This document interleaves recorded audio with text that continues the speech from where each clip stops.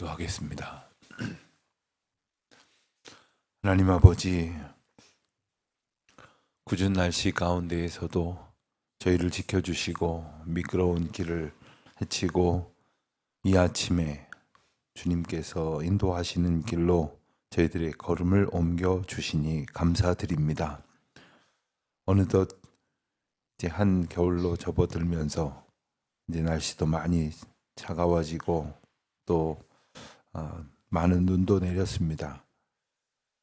여전히 저희들의 삶은 하나님의 은혜 가운데에 있지만 저희들의 생각은 이리저리 헤매고 분주하기 쉬운 이때에 하나님께서 저희들을 붙들어 주시는 은혜를 힘입어 오늘도 주님의 날을 살아가는 기쁨으로 충만케 하여 주시기를 기도드립니다.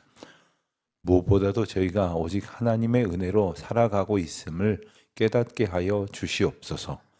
그래서 하나님께서 맡기신 은혜를 힘입어서 살게 하여 주시고 또한 하나님께서 저희에게 베푸신 기업을 따라서 서게 하여 주시기를 기도드립니다. 아버지 하나님, 돌보시고 지키시사 저희에게 베푸신 은혜를 따라서 저희가 맡은 바 사명이 있고 책임이 있고 기업이 있습니다. 그 은혜를 힘입어서 오늘도 굳건히 서게 하여 주시기를 기도드립니다. 아버지 하나님, 저에게 맡겨주신 사명과 저희들의 욕망을 잘 분별할 줄 알게 하여 주시옵소서. 저희들이 뜻하는 바를 구하는 것이 기도가 아니라 하나님께서 뜻하시는 바를 깨닫는 것이 기도가 되게 하여 주시옵소서. 이 아침에 그래서 저희들이 주님 앞에 시간과 장소를 구별하여 겸손히 기도하면서 하나님의 은혜를 구하는 것은 저희의 생각을 낮추시고 주님의 뜻을 밝히시며 저희의 욕망을 제하시고 오직 하나님을 바라보는 소망으로 충만케 하여 주시기를 기도드립니다. 세상을 보고 저희 앞에 펼쳐지는 일들을 보면 실망할 것들 투성이오나 하나님 나라의 마음을 두게 하심으로 합당한 소망을 품는 저희들이 되게 하여 주시기를 기도드립니다. 아버지 하나님, 저희 주변에 참 어려운 이웃들이 많이 있습니다. 또 고통하고 신음하며 외로워하고 낙심할 만한 많은 일들을 곁에 두고 있는 분들이 많습니다. 하나님 저희에게 그와 같은 이들을 듣게 하시고 그 소식을 알게 하시는 것은 주님이 위로하시는 통로로 저희들이 쓰임받게 되어질 것을 저희들로 깨닫게 하시는 줄 아오니 오늘은 하나님의 위로의 사람으로 하루를 살게 하여 주시옵시고 복음으로 복음되게 하여 주시사 들어야 할 모든 주의 백성들 앞에 하나님의 놀라운 구원의 소식이 증거되게 하여 주시옵소서. 아버지 하나님, 저희 교회가 그런 교회 되게 하여 주시옵소서. 하나님께서 도우시도록 저희들에게 허락하여 맡겨주신 모든 이들을 열심을 다하여 섬기고 기도하고 도우며 또한 이끌고 밀어주며 하나님께서 이루시고자 하는 그 일을 이루어 가게 하여 주시기를 기도드립니다. 세상을 섬기되 하나님의 방식을 잊어버리지 않도록 도와주시옵시고 교회와 또 많은 성도들을 섬기되 하나님께서 저희에게 주신 귀한 사명임을 저희들이 잘 깨닫게 하여 주시옵소서. 아버지 하나님, 이제 날씨가 많이 추워져서 공사장에 여러 형편들이 힘겹고 어려운 시간들이 될 것인데 우리 인부들에게 강건함을 더하여 주시옵시고 피곤치 않도록 지켜주시기를 간절히 기도드립니다. 모든 세세한 마무리 공사의 과정 가운데 함께하여 주시옵소서. 하루하루를 들여다보면 더딘 것 같지만 어느덧 이만큼의 귀한 공정을 잘 감당해 올 수 있게 하신 것을 떠올리며 감사를 드립니다. 하나님께서 우리 건축위원회의 장로님과 또한 여러 집사님들에게 하늘의 신령한 은혜와 땅의 풍성한 복을 더하여 주시사 그 일 가운데 넉넉히 감당하고도 남을 지혜와 권능을 베풀어 주시옵소서. 저마다 감당해야 할 사명이 또한 세상 가운데 있습니다. 함께 짊어져야 할 생업이 있습니다. 하나님 도우셔서 주의 일을 감당하는 자들에게 하나님께서 영역을 7배나 더하시고 또 무엇보다도 감당할 만한 힘을 주셔서 주의 일을 이끌어가는 일 가느라고 맡겨주신 일을 놓치는 일이 없도록 충만한 은혜로 붙들어 감당할 수 있도록 도와주시기를 기도드립니다. 아버지 하나님, 출타 중에 있는 교우들이 많이 있습니다. 또 궂은 날씨로 이제 이 예배당에 오늘 아침 함께 나오지 못한 분들도 더러 있습니다. 한 사람 한 사람 지켜주시고 들려오는 소식이 복되도록 인도하여 주시옵소서. 해외에 있는 많은 교우들, 지방에 있는 교우들, 두렵고 외로운 가운데에 오늘 하루를 시작하는 모든 교우들, 또 하나님의 은총을 바라보며 주님께서 베푸실 은혜를 기다리는 모든 성도들, 병중에 있는 자들과 또한 연약한 중에 있는 모든 분들 한 사람 한 사람 주님의 장중에 붙들어 주시옵소서. 하늘의 위로를 구하며 하나님께서 도우시는 그 기운을 힘입어 이 하루를 살기를 소원하는 모든 이들에게 하나님의 신령한 은총 베푸시옵소서. 이 아침 이른 시간임에도 하나님께서 귀한 사명 주셔서 예배당을 섬기고 또한 이 새벽 기도회가 원만하게 이루어질 수 있도록 여러 모양으로 섬기고 수고하고 애쓰는 주의 종들을 하나님께서 풍성한 은혜로 복주시고 하나님의 손길로 어루만져 주시기를 간절히 기도드립니다. 아버지 하나님께서 저희들에게 허락하신 그 은혜를 기뻐하며 찬송하며 오늘 저녁 기도회로 모일 때까지 오직 주의 영광만을 바라보며 소원하는 귀한 날 되게 하여 주시옵소서. 감사하오며 예수님의 이름으로 기도하옵나이다. 아멘. 여호수아 13장 말씀을 보겠습니다. 여호수아 13장 15절로 33절까지 말씀 우리 같이 한 목소리로 봉독하겠습니다. 여호수아 13장 말씀입니다. 모세가 루벤 자손의 지파에게 그들의 가족을 따라서 기업을 주었으니 그들의 지역은 아르논 골짜기 가운데 있는 아로엘에서부터 골짜기 가운데 있는 성읍과 미드바 곁에 있는 온 평지와 에스본과 그 평지에 있는 모든 성읍 곧 디본과 바맛 바알과 베답 바알 무온과 야스와 그의 못과 메밧과 기랴다임과 심마와 골짜기 언덕에 있는 세레사할과 벳볼과 비스가 산기슬과 벳 여시못과 평지 모든 성읍과 헤스본에서 다스리던 아모리 족속의 왕 시온의 온 나라라. 모세가 시온을 그 땅에 거주하는 시온의 군주들 곧 미디안의 귀족 에위와 레겜과 술과 훌과 레바와 함께 죽였으며 이스라엘 자손이 그들을 사륙하는 중에 보레 아들 점술과 발람도 칼날로 죽였더라. 루벤 자손의 서쪽 경계는 요단과 그 강가라. 이상은 루벤 자손의 기업으로 그 가족대로 받은 성읍들과 주변 마을들이니라. 모세가 갓 지파 곧 갓 자손에게도 그들의 가족을 따라서 기업을 주었으니 그들의 지역은 야셀과 길르앗 모든 성읍과 암몬 자손의 땅 절반 곧 람바 배 아로엘까지와 헤스본에서 라맛 미스베와 보도님까지와 마하나임에서 드빌 지역까지와 골짜기에 있는 벳하람과 벳니무라와 숫곳과 사본 곳 히스본 왕 시온의 나라의 남은 땅 요단과 그 강가에서부터 요단 동쪽 긴네렛 바다의 끝까지니라. 이는 갓 자손의 기업으로 그들의 가족대로 받은 성읍들과 주변 마을들이니라. 모세가 므낫세 반지파에게 기업을 주었으되 므낫세 자손의 반지파에게 그들의 가족대로 주었으니 그 지역은 마하나임에서부터 온 바산 곧 바산왕 옥의 온 나라와 바산에 있는 야일의 모든 골 60성읍과 길르앗 절반과 바산왕 옥의 아스다롯과 에드레이와 이는 므낫세의 아들 마길에게 fat속에 돌린 것이니 곧 마길 자손의 절반이 그들의 가족대로 받으니라. 요단 동쪽 여리고 맞은편 모압 평지에서 모세가 분배한 기업이 이러하여도 오직 레위 지파에게는 모세가 기업을 주지 아니하였으니 이는 그들에게 말씀하신 것과 같이 이스라엘 하나님 여호와께서 그들의 기업이 되심이었더라. 아멘. 13장이 본격적으로 시작이 되면서 가나안 정복으로 얻은 이 땅의 분배의 과정이 자세하게 묘사되기 시작을 했습니다. 땅을 분배한다고 하는 것은 모든 땅의 주인이신 하나님께서 각 사람들에게 구체적으로 삶의 터전을 나누어 주신다 하는 것입니다. 오늘 본문 가운데에 여러 지명들이 등장을 하면서 그 땅의 분배의 원리가 될 만한 몇 가지를 우리가 찾아볼 수가 있는데, 특별히 이제 요단강을 건너가고 나서,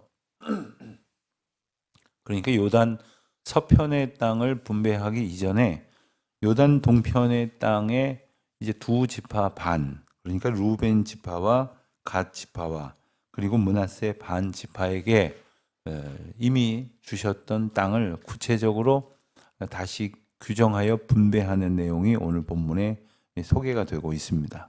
사실 이 분배는 이미 이루어진 일이지만 이 분배를 이 여러 가지 설명으로 이제 특정하면서 회고하는 그러한 내용이 되기도 합니다. 그러면서 그 경계를 분명히 하는 말씀이기도 합니다.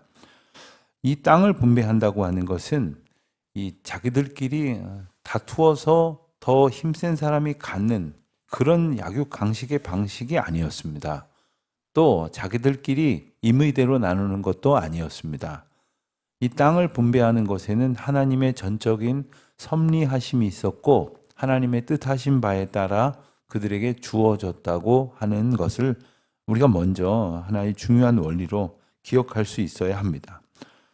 하나님께서 하나님의 방식에 입각해서 그 땅을 나누어 주신다 하는 것은 그들의 삶의 터전을 주신다는 것이고, 땅뿐만 아니라 그 땅의 모든 소산과 그 땅에서 그들이 안주하여 정착할 수 있도록 되어지는 모든 유무형의 형편을 포함하는 것입니다.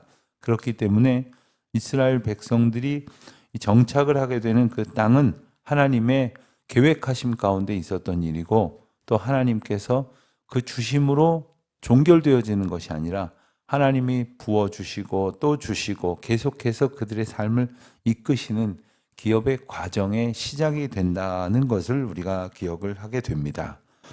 오늘 본문에 보면 15절부터 이제 23절까지는 루벤 지파가 받은 그 기업을 그 경계와 함께 그 지명들이 자세하게 소개가 되어 있고, 그리고 24절부터 28절까지는 이제 갓 자손에게 주어진 대로 이제 분배된 땅이 적시되어져 있습니다. 그리고 29절 이하에서는 므낫세 반 지파에게 주어진 땅의 지파별로 주어진 땅의 내용이 소개가 되어 있고, 마지막으로 레위 지파에 관한 분배 규정이 다시 한번 언급이 되고 있습니다.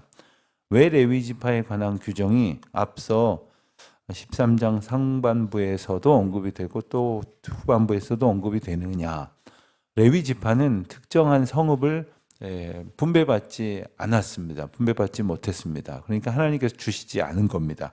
그 대신에 그들은 요단강 동편과 서편 그리고 북쪽과 중앙부와 남쪽에 이르러 골고루 모두 48개 성읍에서 흩어져 살게 하셨습니다. 그리고 그들이 그 48개 성읍에서 레위인의 그 직무를 감당하게 하시면서 그 하나님께 바쳐진 화제물이라고 앞서 13장 앞부분에선 표시가 되어 있는데, 하나님께서 드려진 그 제물을 다시 하나님께로부터 받음으로써 그들의 삶의 방식을 이루셨다. 그래서 오늘 본문 말씀 맨 마지막 절에도 이 부분을 다시금 언급하게 된 것입니다.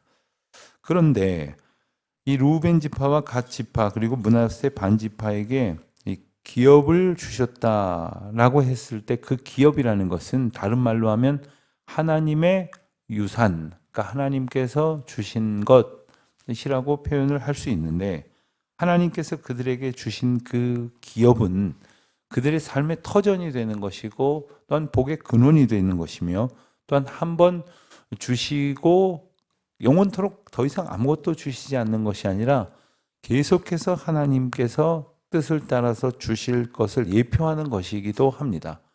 하나님이 이제 주셨는데 또 주실 것인데 마치 아무것도 받지 않은 사람처럼, 하나님께서 아무것도 주시지 않을 것을 걱정하는 사람처럼 하나님 앞에 구하는 일은 믿음 없는 일이요 어리석은 일이 되지 않을 수 없는 것입니다.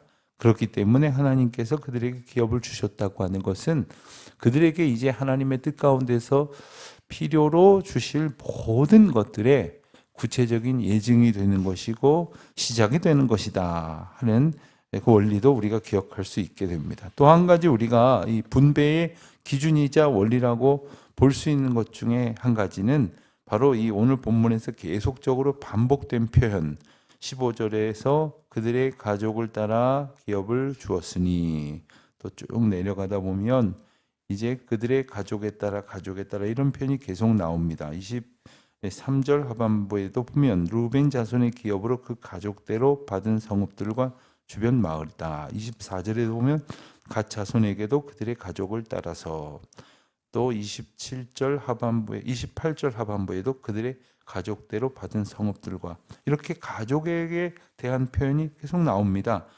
므낫세 반지파에게도 29절 하반절과 또 31절 하반절에 가족대로 이런 표현이 계속해서 나옵니다. 무엇을 의미하느냐? 먼저 이스라엘은 12지파로 나누었을 때 각 지파는 각 가문으로 나누어질 것이고 각 가문은 각 가족으로 나누어질 것입니다.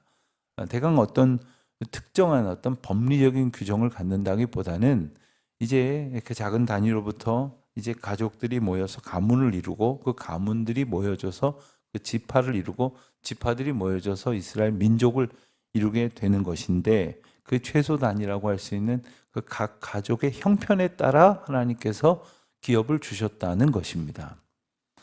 어디 가면 이런 일이 있을 때마다 저는 속으로 좀 재미나게 생각을 해요. 오늘 오신 분들에게 기념품을 준비했습니다. 가족별로 하나씩 받아가십시오. 이럴 때가 있어요. 그러면 혼자 와도 하나 받아가고, 부부가 와도 하나가 받아가고, 하나 받아가고, 또 자녀들까지 왔는데도 하나 받아갈 때가 있어요. 그럼 그런가 보다 하겠죠. 근데 어떤 때 가면 한 사람에 하나씩 받아가십시오. 이럴 때가 있어요. 그러면 넷이 온 집은 4개 받아가고, 혼자 온 집은 혼자 받아가고, 이제 그러는 거죠.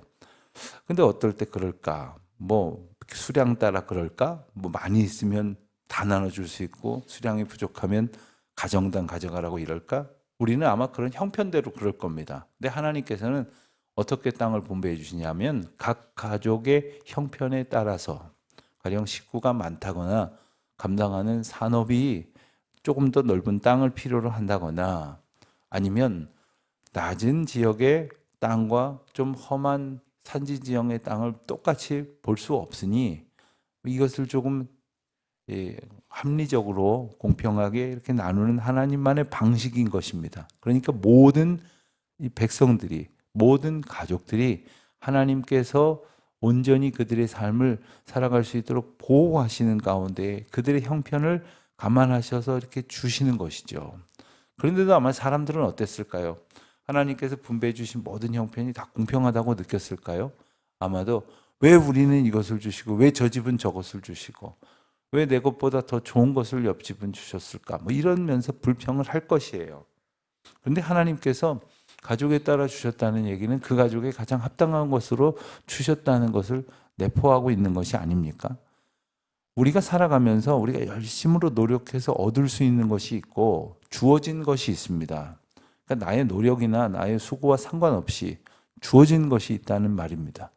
그런 것은 하나님께서 우리의 형편에 따라 하나님의 뜻에 가장 합당한 것으로 여기셔서 주신 것이에요. 그러니까 내가 어떻게 할 수 없는 것을 가지고 불평하거나 이리저리 원망하는 것이야말로 어리석은 자들입니다. 또 반대로 내가 노력을 해서 더 수고하여서 얻을 수 있는 것이 있습니다. 농사를 열심히 지으면 수확을 많이 거둘 수 있겠죠. 우리에게 주신 많은 일들이 그렇습니다. 그러니까 하나님께서 주신 것과 나의 노력을 얻도록 하라고 하신 것이 무엇인지를 잘 구별하여서 늘 감사와 성실한 순종으로 살아가야 한다는 것이 우리에게 베푸신 하나님의 은혜를 받아들이는 우리의 신앙 자세다라는 것입니다. 하나님께서 그 가족의 수대로 이렇게 주셨을 때에 그 모든 사람들은 그것을 하나님의 기업으로 받았습니다. 왜 그렇습니까? 실상은 그들에게 아무것도 없었던 것을 그들이 알고 있었기 때문입니다. 내 손에는 아무것도 없었고 나는 아무것도 받을 공로가 없는데, 내가 땅 한 평을 가질 수가 없는데 하나님께서 이 좋은 땅을 이만큼이나 나에게 주셨다라고 생각을 하면 감사할 것뿐이겠습니까? 근데 거기에 주목하지 않고 왜 저 집 땅은 내 거보다 좋아 보이지? 왜 저 집이 가진 땅은 내 땅보다 훨씬 더 넓고 그리고 훨씬 더 좋은 곳에다가 이렇게 주셨을까? 이런 생각을 하기 시작하면 이제 불평이 끝이 없는 것이죠. 하나님께서 주신 것을 하나님께로부터 받은 것이라고 생각할 때 그는 하나님 앞에 감사와 찬송과 영광을 올려드리지만, 다른 것의 기준 삼아서 볼 때에 우리는 어리석게도 불평하고 원망하는 그 이유로 삼게 된다 하는 것입니다. 하나님께서 우리에게 주신 그 기업은 무엇일까요?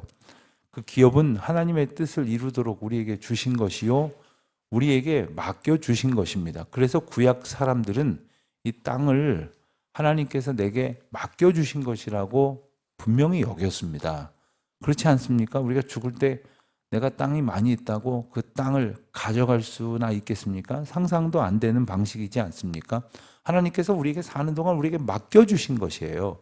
그렇기 때문에 그들은 하나님의 법도에 따라서 때가 되면, 혹 지금은 상황에 따라서 어쩔 수 없이 이 사람이 저 사람한테 땅을 넘겨주고 겨우 살아가는 형편이라 할지라도 시간이 되면 땅을 돌려주는 구약의 그 희년 제도가 그들에게 모두가 받아들일 수 있는 제도였다는 것입니다. 원래 땅이 내게 아닌데 내게 맡겨주신 땅을 내가 간수하고 있는데 어떤 사람이 자기에게 맡겨진 땅을 가지고 살아갈 수가 없으니까 그것을 담보로 빚을 삼고 결국 그 땅을 넘겨주면서까지 살아야 할 수밖에 없지만, 이게 내게 아니고 내가 차지할 수 있는 것이 아니니까 하나님이 정한 법도 가운데에서 때가 되면 돌려주어야 한다. 이게 마땅하다는 거죠.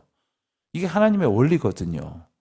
이것은요, 요즘 뭐 어떤 사회주의 같은 방식으로, 어떤 공산주의 같은 방식으로 뭐 토지 공개념, 뭐 토지 국유화, 토지 공유화 이런 얘기하고는 차원이 다른 겁니다. 이 모든 것이 다 하나님의 것입니다라는 고백으로부터 출발을 하는 것이죠. 우리도 하나님의 은혜를 얻은 자입니다. 하나도 근거를 가질 수 없는 이 땅에 우리는 빈손으로 태어났습니다.